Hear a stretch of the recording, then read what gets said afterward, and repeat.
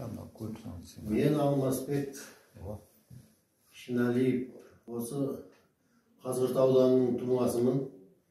Осы Әбдуәлиев емханасына өткен жылы келгем. Содан біраз емделіп, осы кісілердің айтқандарынан әдемі болып қайтып, жазылып, бодрый болып үйге қайтқанмын. Міне бұл кісілердің айтқан диетелерін түгел ұстамағандықтан мен қайтадан келіп отырмын.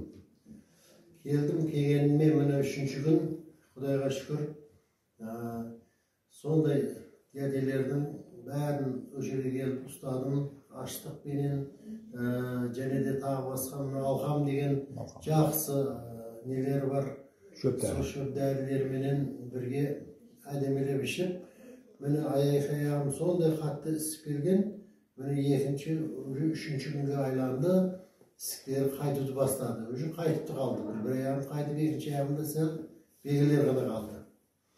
Құда қаласа, ол енді керемет болып тұр. Өзіме сондай ұнайды, басқаларды да сондай советую, сондай жақсы жер. Мен өзіме сондай ұнады.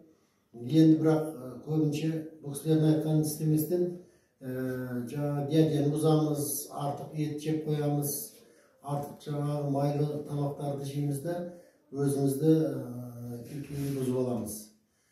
Жоқ, рахмет, сондай әдемі күтілуде.